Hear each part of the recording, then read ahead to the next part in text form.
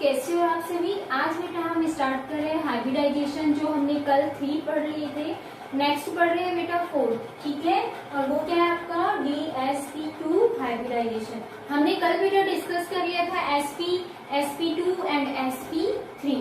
उससे नेक्स्ट आता है DsP2 हाइब्रिडाइजेशन। इसमें बेटा देखो 1 तो d ऑर्बिटल होगा, वो कौन सा होगा, dx² माइनस y² वाला, ठीक है।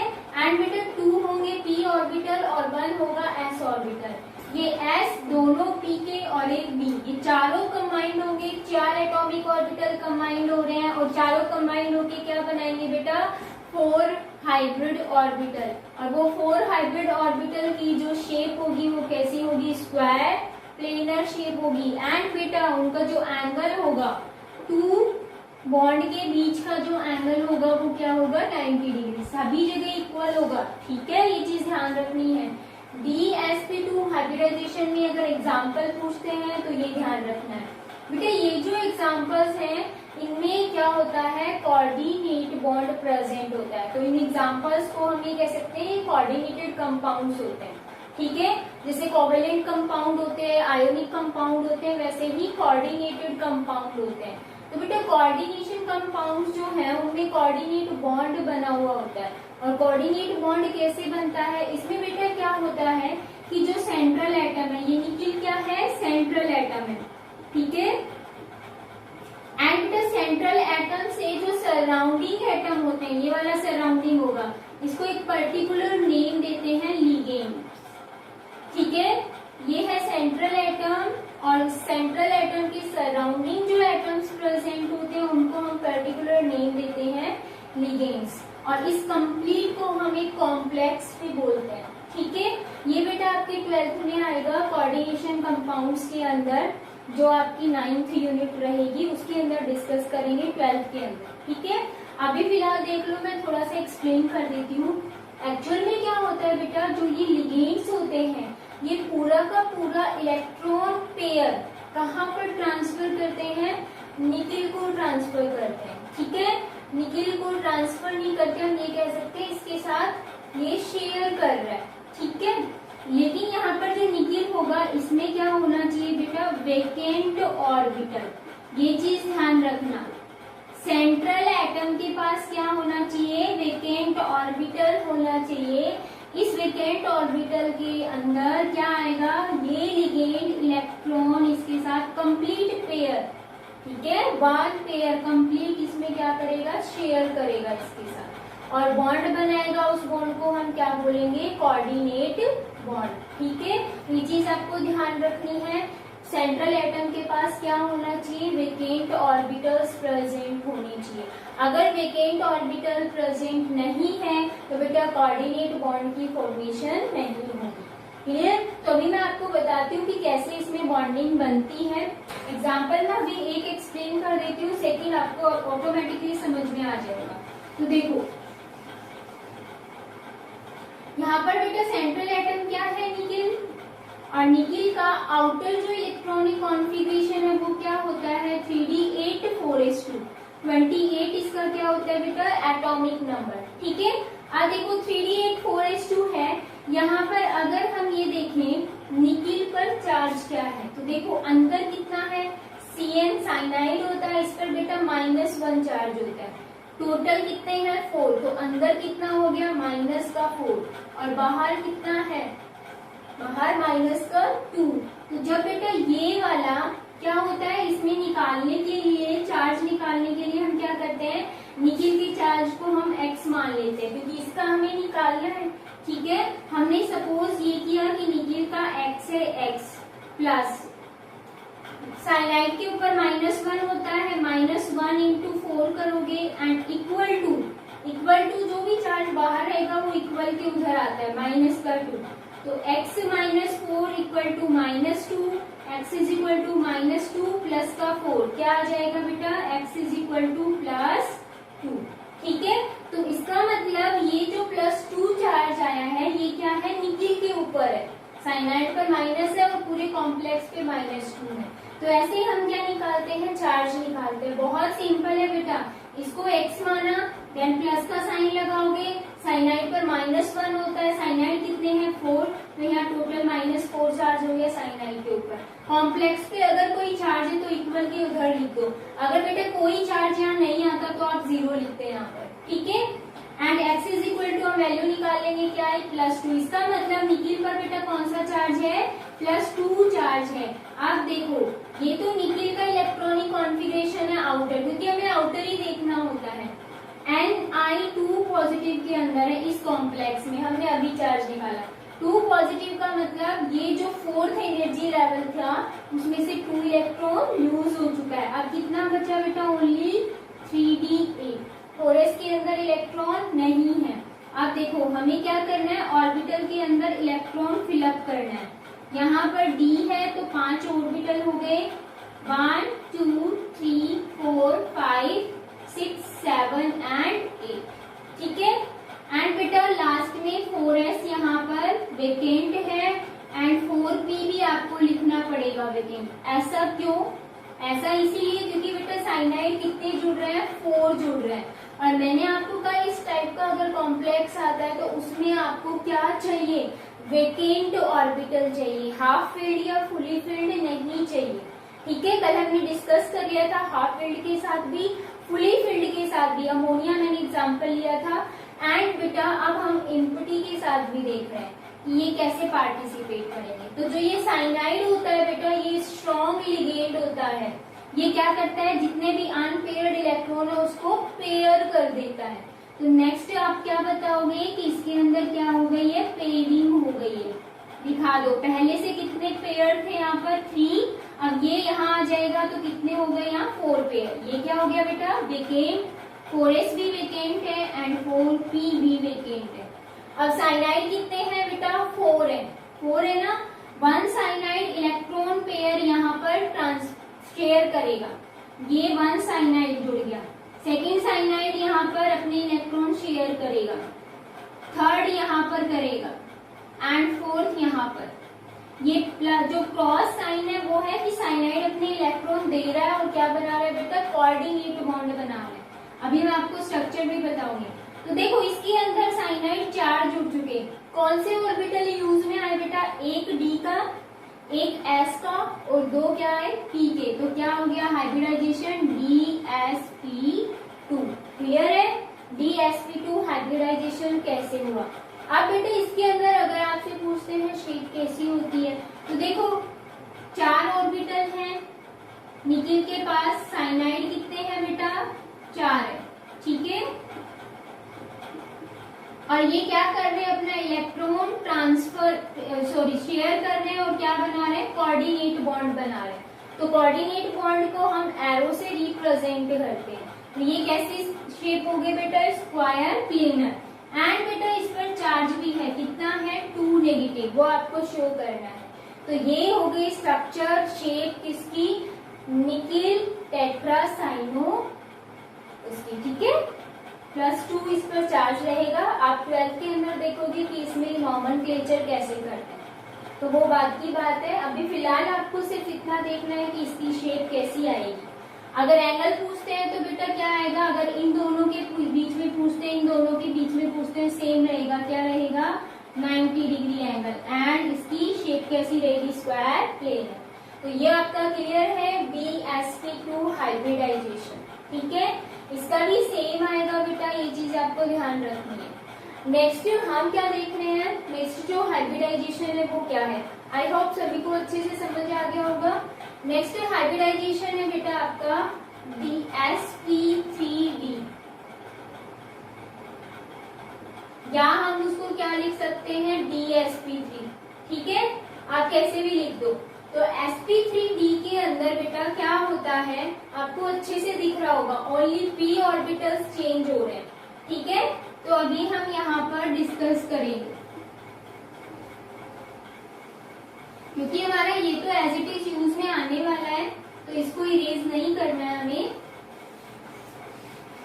देखो बेटा जब dsp2 आता है तो उसमें d ऑर्बिटल कौन सा यूज में आएगा, dx² - y², ठीक है। और अगर बेटा आपके पास sp3d आता है तो इसमें क्या यूज होगा, dz²,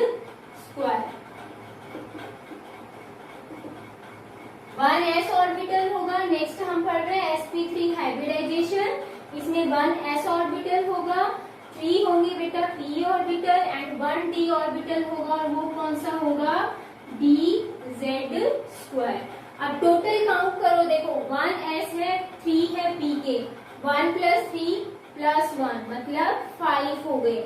और आपने वेस्पर के अंदर भी देखा होगा 5 इलेक्ट्रॉन पेयर होते हैं तो कैसी शेप होते हैं। आई थिंक मेरे को बताने की जरूरत नहीं है, बच्चों ने अपने आप ही देख लिया होगा। ये pz था, ठीक है। एंड बेटा इसके साथ क्या है, z², ठीक है, dz², ये थी। अब हम ये कह रहे हैं कि ये पांचों मिलके क्या बनाते हैं बेटा, एक स्ट्रक्चर बनाएंगे। कौन से स्ट्रक्चर बनाएंगे मैं यहाँ पे बता देती हूँ, क्योंकि आपको समझना बहुत जरूरी है।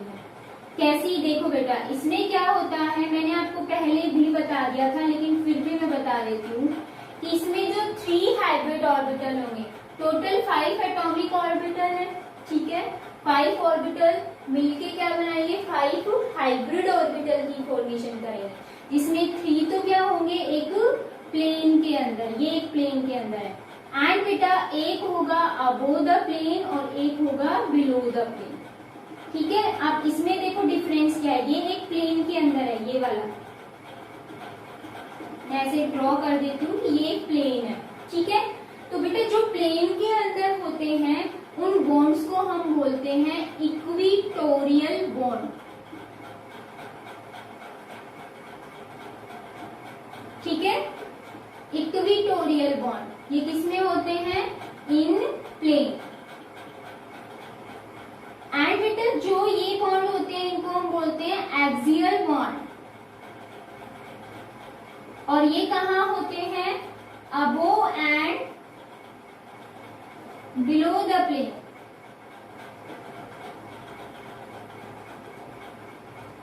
क्लियर है? आपको ये चीज ध्यान रखनी है, अबोव द प्लेन और बिलो द प्लेन कौन कौन से बॉन्ड होते हैं।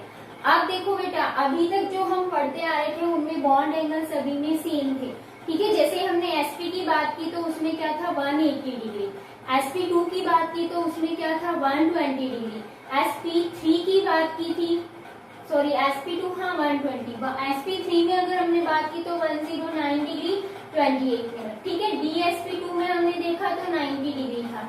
बट अगर बेटा इसकी बात करें तो इसमें एक एंगल नहीं है, इसमें देखो एक प्लेन के अंदर जो एंगल है उनमें क्या होगा बेटा, ये जो इक्विटोरियल बॉन्ड होंगे इसमें जो बॉन्ड एंगल होगा वो क्या होगा, 120, ठीक है। ध्यान रखना है, इसका बॉन्ड एंगल कितना होगा, 120 डिग्री।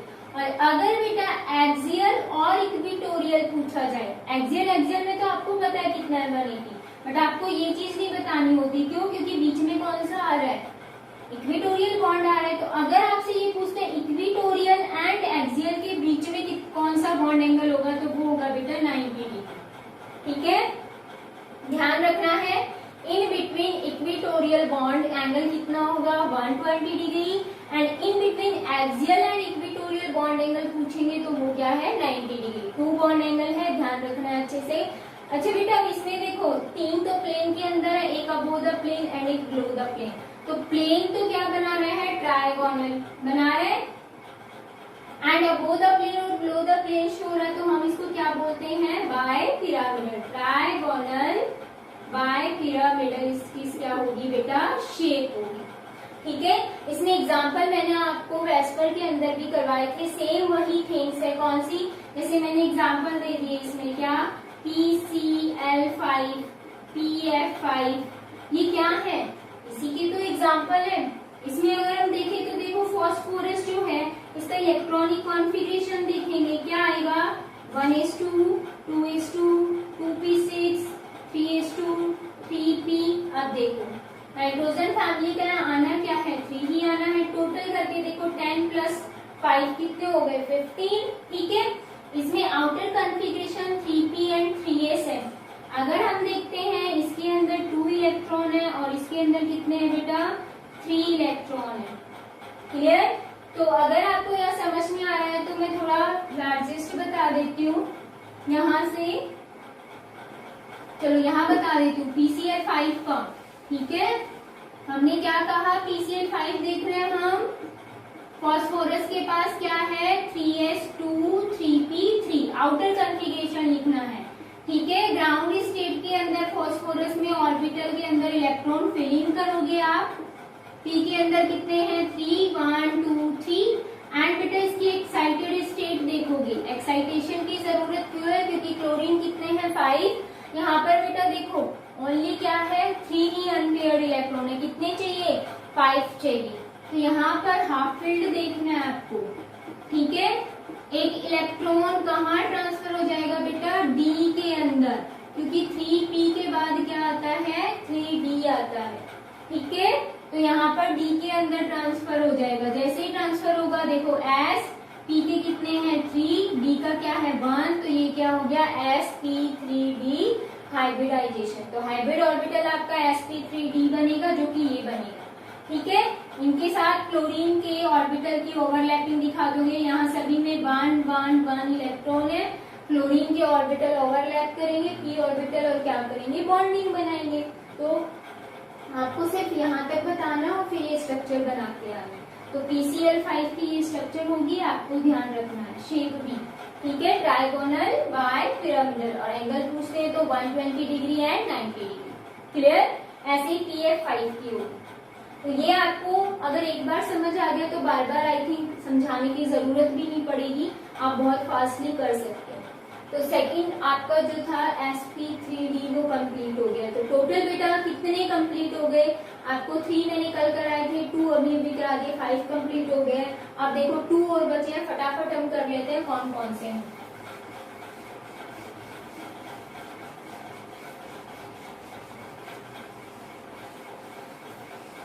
sp3d बेटा कंप्लीट हो गया। अब आता है आपका sp3d2, ठीक है। sp3d2 क्या है देखो, अच्छे से समझ में आ रहा होगा। इसमें 1 क्या है बेटा s ऑर्बिटल, ठीक है। एंड बेटा यहाँ पर अगर हम p देखें तो कितने हैं 3, प्लस कर दो 3p ऑर्बिटल्स हैं, कौन कौन से px py and pz, and plus बेटा यहाँ पर 2 क्या है d ऑर्बिटल्स हैं, और d ऑर्बिटल्स कौन कौन से हैं dx² minus y² plus dz², ये दोनों हैं, ठीक है। ये दोनों इसके अंदर प्रेजेंट है। अब देखो टोटल अगर हम देखें तो 1 + 3 + 2 करोगे कितने आएंगे 6। अब मुझे बार बार बनाने की जरूरत तो है नहीं कि ये सारे कंबाइंड होंगे, मैं डायरेक्ट इसकी स्ट्रक्चर बना देती हूँ कैसे होगी। 6 के लिए बेटा क्या होता है देखो, 4 तो रहेंगे एक प्लेन के अंदर, ठीक है, हाइब्रिड ऑर्बिटल 4 प्लेन के अंदर, एक रहेगा अबोव द प्लेन और एक रहेगा बिलो द प्लेन, क्लियर। तो ऐसी जो स्ट्रक्चर होती है अगर हम देखें तो देखो ये तो स्क्वायर बन रहा है ना, और इसमें क्या है अबोव द प्लेन और बिलो द प्लेन भी अगर बॉन्डिंग होती है तो बेटा ऐसी स्ट्रक्चर को या शेप को हम बोलते हैं ऑक्टाहेड्रल ज्योमेट्री है इसकी, ठीक है। ऑक्टाहेड्रल ज्योमेट्री आपको ध्यान रखनी है कि क्या है, क्लियर। अब इसमें आप सभी को एंगल भी दिख रहा होगा कि इसका एंगल कितना होगा, इन दोनों के बीच में एंगल कितना होगा, ठीक है। तो बेटा एंगल आपको अगर जैसे स्क्वायर प्लेनर में देखा था क्या आ रहा था 90 degree, same as it is इसमें भी क्या आएगा एंगल बेटा 90 डिग्री, ठीक है। अगर हम इसमें देखें कि एग्जाम्पल कौन सा होगा, तो हमने एग्जाम्पल भी किया हुआ है SF6, ये तो बहुत इजी है sp3d2, ठीक है। जैसे हमने वेस्पर के अंदर देखा था 6 इलेक्ट्रॉन पेयर्स होते हैं, तो उसमें बेटा मैंने आपको 3 शेप बताई थी, ऐसे ही इसमें भी रहेगी ऑक्टाहेड्रल, स्क्वायर प्लेनर भी रहेगी और स्क्वायर पिरामिडल भी रहेगी, लेकिन स्क्वायर प्लेनर में dsp2 हाइब्रिडाइजेशन है, वो बस थोड़ा सा ध्यान रखना है, ठीक है। तो हम एग्जांपल्स भी देखेंगे अभी। और SF6 की अगर मैं बात करूं तो क्या आएगा देखो, कुछ इसमें कॉम्प्लेक्स भी आएंगे जो हम बाद में डिस्कस, वो आप 12th में देखना बेटा, अभी जो अपने इस लेवल का ओनली वो करते हैं। देखो सल्फर का 16 होता है, हमें पता है, इसके आउटर कॉन्फ़िगरेशन 3s2 3p4 होता है। देखो ऑक्सीजन से नीचे वाला सल्फर होता है, अगर ऑक्सीजन का ध्यान है 2s2 2p4 यही होता है। तो बेटा नीचे वाले में सिर्फ एनर्जी लेवल इंक्रीज होगा और कुछ भी नहीं है, बहुत जल्दी से याद हो जाते हैं। आपके आगे आएगा भी S block P block elements, तब उसमें करवाएंगे कि कैसे आपको इजी रहता है फटाफट आउटर कॉन्फ़िगरेशन लिखना, ठीक है, क्योंकि हमें यहाँ पर आउटर ही चाहिए। सल्फर का बेटा ग्राउंड स्टेट के अंदर देखोगे क्या आएगा, एस के अंदर ओनली 2 इलेक्ट्रॉन है एंड पी के अंदर बेटा 2 पेयर्ड है और 2 क्या है अनपेयर्ड, मतलब 2 इलेक्ट्रॉन पेयर्ड हो गए, ठीक है, और 2 क्या है अनपेयर्ड। आप देखो आपको कितने चाहिए बेटा, 6 अनपेयर्ड इलेक्ट्रॉन चाहिए। तो 3p के बाद क्या आता है 3d, तो आप क्या करोगे, इसकी एक्साइटेशन करोगे। एक्साइटेशन में देखोगे कि हमने क्या किया, ओनली एक इलेक्ट्रॉन को ट्रांसफर किया पहले, ठीक है। जैसे हम एक इलेक्ट्रॉन ट्रांसफर करेंगे अनपेयर्ड, अब हमारे पास टोटल कितने हो जाएंगे बेटा 4, बट हमें कितने चाहिए 6 चाहिए। इसका मतलब s का भी क्या होगा ट्रांसफर होगा, x का जैसे यहाँ से रिमूव होगा कहाँ आया यहाँ, तो अब देखो कितने हो गए 6 हो गए। एक इलेक्ट्रॉन फ्लोरीन का यहाँ आएगा, एक यहाँ आएगा, एक यहाँ आएगा और क्या करेगा बेटा यहाँ पर पेयरिंग करेगा। मैं डायरेक्ट ऑर्बिटल में बता देती हूँ, पेयरिंग करेंगे तो देखो एक s का यूज आया, ठीक है, 3 p के यूज आए और d के कितने आए बेटा 2, तो हाइब्रिडाइजेशन क्या हो गया sp3d2, ठीक है। आपको ध्यान रखना है अगर कॉम्प्लेक्स आ जाता है या कोऑर्डिनेटेड कंपाउंड आ जाता है तो उसमें हमें वेकेंट ऑर्बिटल चाहिए, बट यहाँ पर आपके पास सिंपल एक मॉलिक्यूल दिया हुआ है तो हाफ फील्ड इलेक्ट्रॉन्स देखने आपको, ठीक है। तो यहाँ पर हाइब्रिडाइजेशन क्या होगा बेटा sp3d2, जिसकी आपको ज्योमेट्री पता है क्या होगी ऑक्टाहेड्रल, क्लियर है बेटा। अब हम डिस्कस करेंगे सबसे लास्ट स्टेप, इसको बेटा हम ऐसे भी लिख सकते हैं D2sp3, कंफ्यूज मत होना, इसका मीनिंग क्या है, बाहर अगर आता है अंदर आता है। अगर बेटा इंटरनल d ऑर्बिटल यूज होता है, जैसे मैंने dsp2 में बताया था ना, उसमें अंदर वाले d ऑर्बिटल यूज हो रहे थे, इसमें देखो बेटा बाहर वाले d ऑर्बिटल यूज हो रहे हैं। अगर बाहर वाले d ऑर्बिटल यूज होते हैं तो हम हाइब्रिडाइजेशन लिखेंगे sp3d2, अगर अंदर वाले यूज में होंगे तो आप लिखोगे D2sp3, बस ये डिफरेंस होता है और कुछ भी नहीं होता, ठीक है। ये भी आपके 12th पोर्शन में आएगा तो और क्लियर हो जाएगा, क्योंकि इसमें बहुत सारे कोऑर्डिनेटेड कंपाउंड जो हैं उनमें बहुत सारे ऐसे एग्जांपल आएंगे जिसमें आपको ये भी लिखना होता है, ये भी लिखना होता है। तो वो मैंने अभी आपको बता दिया है कि अगर इनर d ऑर्बिटल यूज होता है तो आप ये वाला लिखोगे, सेम चीज है, ठीक है, और आउटर d ऑर्बिटल यूज हो रहा है तो आप ये वाला लिखोगे। इसमें देखो बाहर वाले d ऑर्बिटल यूज हो रहे हैं इसलिए हमने लिखा sp3d2, क्लियर है। ये था आपका sp3d2 हाइब्रिडाइजेशन। नेक्स्ट बेटा मैं स्टार्ट कर रही हूँ, वो क्या है sp3d3। अब क्या आ गया आपका d3 आ गया। अब आपको अच्छे से समझ आ गया होगा कि अब तक तो हम कौन सा पढ़ रहे थे, d के कौन से ऑर्बिटल यूज आ रहे हैं, dx² - y² एंड dz²। अब बेटा 3 ऑर्बिटल्स हैं तो 3 के लिए क्या यूज होंगे, dxy, dyz एंड dxz, ये तीनों ऑर्बिटल्स यूज में आएंगे। एंड बेटा जो इसकी स्ट्रक्चर है वो आप सभी को पता है क्या आएगी, ठीक है, dxy, dyz and dxz। Total count करोगे तो कितना आएगा बेटा 7, और 7 इलेक्ट्रॉन पेयर के लिए मैंने आपको बताई थी कि जो ऑक्टाहेड्रल है वो डिस्ट्रॉय हो जाती है, जिसको आप पेंटागोनल बाइपिरामिडल भी बोलते हैं। इसमें क्या होता है बेटा, इसमें पेंटागन की फॉर्मेशन होती है, ठीक है। जो 5 होंगे वो तो प्लेन के अंदर होंगे, एक होगा बेटा बिलो द प्लेन और एक होगा अबोव द प्लेन, इस टाइप से, ठीक है। ये जो स्ट्रक्चर है इसमें देखो ये एक प्लेन के अंदर है जो कि क्या बना रहा है, पेंटागन बना रहा है, आपको दिख रहा होगा ये पेंटागन, ये अबोव द प्लेन, ये बिलो द प्लेन, तो इसको हम बोलते हैं पेंटागोनल बाइपिरामिडल, ठीक है। इसमें अगर हम एंगल देखते हैं तो बेटा ये एंगल जो होता है वो 70 डिग्री एंगल होता है, इसका बहुत कम एंगल हो जाएगा क्योंकि जो लॉब्स हैं वो नियर बाय है। ठीक है, आप देखो पेंटागोनल बाइपिरामिडल में एग्जांपल भी आपने देखा था IF7। ठीक है, अभी मैं इसमें IF5 का भी बताऊंगी, लेकिन उसकी ज्योमेट्री फिर चेंज हो जाती है क्योंकि मैं आपको शॉर्ट एक फॉर्मूला बताऊंगी जिसमें आपको क्या निकालना है, हाइब्रिडाइजेशन। इतना आपको करने की जरूरत नहीं पड़ेगी, डायरेक्ट आप हाइब्रिडाइजेशन निकालोगे और उसकी ज्योमेट्री बता सकते हो एंड उसमें एंगल बता सकते हो। ठीक है, देखो IF7 में आयोडीन जो होता है इसके पास बेटा देखो बहुत सिंपल है। अब ये सोचोगे कि आयोडीन तो बहुत नीचे है, हमें तो सिर्फ फ्लोरीन का पता है, फ्लोरीन, क्लोरीन, ब्रोमीन, आयोडीन, तो बहुत सिंपल है आउटर कॉन्फ़िगरेशन याद रखना। अगर इसका याद है तो आराम से कर दोगे। इसका क्या होता है 2s2 2p5, यही होता है, 1 इलेक्ट्रॉन अनपेयर्ड रहता है। इसका क्या हो जाएगा 3s2 3p5, इसका 4s2 4p5 एंड बेटा इसका क्या हो जाएगा 5s2 5p5।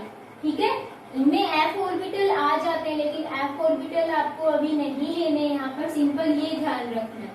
तो यहाँ पर अगर हम देखें तो देखो ग्राउंड स्टेट के अंदर क्या इलेक्ट्रॉनिक कॉन्फ़िगरेशन है, 5s के अंदर 2 इलेक्ट्रॉन है एंड 5p के अंदर कितने इलेक्ट्रॉन है बेटा 5 इलेक्ट्रॉन है। ठीक है, आप देखो इसको कितने चाहिए बेटा 7 चाहिए। तो अगर यहाँ पर 1 2 3 जो पेयर्ड है वो क्या हो जाए, सारे के सारे अनपेयर्ड हो जाए।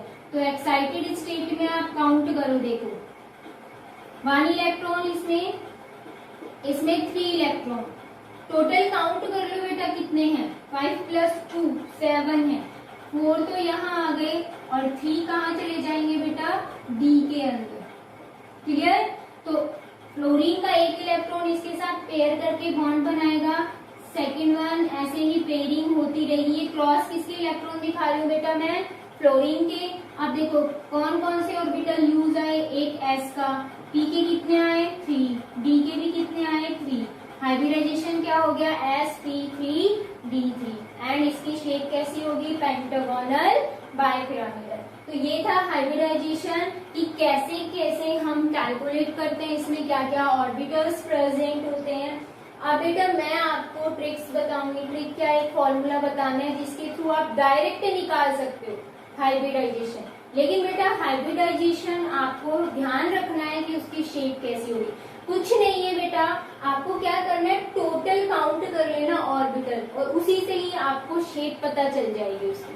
ठीक है, जैसे मैं अभी आपको कुछ एग्जांपल्स भी दूंगी, लेकिन उससे पहले बेटा हम एक बार फॉर्मूला देख लेते हैं और उस फॉर्मूले को फटाफट अप्लाई करते हैं। देन हम क्या करेंगे, फिर कुछ फॉर्मूले पर अप्लाई करके डायरेक्ट निकालने की कोशिश करेंगे। ठीक है, तो देखो फॉर्मूला क्या होगा,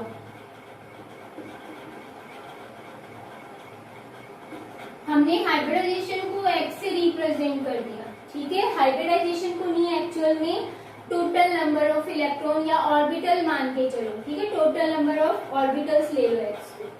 इसका फॉर्मूला क्या होता है 1/2, यहाँ पर होगा बेटा वैलेंस इलेक्ट्रॉन किसके, सेंट्रल एटम के। ठीक है, वैलेंस इलेक्ट्रॉन रहेंगे सेंट्रल एटम के, यहाँ पर प्लस रहेगा बेटा मोनोवैलेंट एटम, मोनोवैलेंट एटम किसके सराउंडिंग में, सेंट्रल के सराउंडिंग में मोनोवैलेंट। मोनोवैलेंट मतलब मोनो का मतलब 1, वैलेंट का मतलब वैलेंसी, जिसकी वैलेंसी 1 होती है वही एटम आपको लेने, जिनकी 2 वैलेंसी होती है वो आपको नहीं लेने। ठीक है, ये चीज तो ध्यान रखनी ही रखनी है। अब देखो अगर किसी मॉलिक्यूल पे चार्ज भी है तो वो भी हमें ध्यान रखना है। वो क्या ध्यान रखना है, इसी के साथ रखना, आगे क्या आएगा प्लस। अगर बेटा आपके पास एनायन दिया हुआ है तो उसको आप क्या कर दोगे प्लस, इसी के साथ प्लस करना है आगे, एंड माइनस कर दोगे कैटायन, मतलब कैटायन यानी कि इलेक्ट्रॉन जा चुके तो इलेक्ट्रॉन कम हो गए, इसीलिए आप वहां पर माइनस कर देंगे। ठीक है, अभी हम एग्जाम्पल लेके चलते हैं। जैसे मैंने एग्जाम्पल दिया IF5। ठीक है, आपको निकालना है इसका हाइब्रिडाइजेशन, तो आपको पहले x की वैल्यू निकालनी पड़ेगी। अब देखो x मतलब नंबर ऑफ ऑर्बिटल्स मान के चलो यहाँ, नंबर ऑफ ऑर्बिटल्स, ठीक है, हाइब्रिड ऑर्बिटल्स मान लीजिए। देखो आयोडीन का हमें पता है कि वैलेंस इलेक्ट्रॉन जो है कितने होते हैं 7, ये हमें पता चल गया। अब हम देखेंगे यहाँ पर कि मोनोवेलेंट एटम है या नहीं है। मोनोवेलेंट एटम मतलब जिसकी वैलेंसी 1 हो। फ्लोरीन की वैलेंसी 1 होती है, कितने हैं बेटा 5। हमें दो चीज वैल्यू पता चल गई। क्या इस पर कोई चार्ज है? नहीं है, तो हम ये कैटायन एनायन वाला पोर्शन तो लेंगे ही नहीं। तो हमारे पास क्या आएगा, देखो x की वैल्यू निकालेंगे 1/2। 7 क्या है बेटा वैलेंस इलेक्ट्रॉन, प्लस 5 क्या है मोनोवेलेंट एटम। 7 + 5 कितने हो गए 12। 12 को डिवाइड कर दो 2 से, कितना आया 6। x की वैल्यू 6 है, हाइब्रिड ऑर्बिटल 6 का मतलब देखो हाइब्रिडाइजेशन निकालना है। एक तो रहेगा s, p के कितने रहेंगे 3, टोटल कितने हो गए बेटा 4, बचे कितने 2, क्योंकि 6 है हमारे पास टोटल, तो क्या आएगा sp3d2। बहुत इजी है बेटा। देखो x की वैल्यू अगर 2 आती है तो इसका मतलब एक तो होगा s, दूसरा होगा p, ठीक है। x की वैल्यू अगर 3 आती है तो sp2 होगा। अगर बेटा x की वैल्यू 4 आती है तो sp3, क्योंकि s ऑर्बिटल ओनली 1 ही होता है, तो s तो सभी में 1 ही आएंगे। उसके बाद जितने बचे वो p के करते रहो, ठीक है। एंड 5 अगर आती है, अब इसमें भी बेटा sp3 बताया था और एक आपको बताया था dsp2, दो चीज बताई थी ना, ध्यान रखनी है आपको। एंड 5 अगर आता है तो sp3d2, एंड अगर 6 आए तो sp3d2 इधर आएगा, क्योंकि 5 तो ये हो गया। एंड 7 आता है तो sp3d3। क्लियर। तो x की वैल्यू से आपको हाइब्रिडाइजेशन पता चल जाएगा। एक s ऑर्बिटल, एक p, टोटल हो गए 2 2, ठीक है। ऐसे काउंट करना है। तो देखो हमारे पास 6 आया था, एक s का, p के कितने 3, टोटल कर लो कितने हो गए 4, बचे कितने 2, तो d के कितने होंगे 2। अब sp3d2 की हमें पता है कैसी होती है, ऑक्टाहेड्रल होती है, लेकिन क्या इसकी ऑक्टाहेड्रल होगी? अब ये चीज आपको ध्यान रखनी है थोड़ी सी, ठीक है। क्या इसकी ज्योमेट्री ऑक्टाहेड्रल होगी?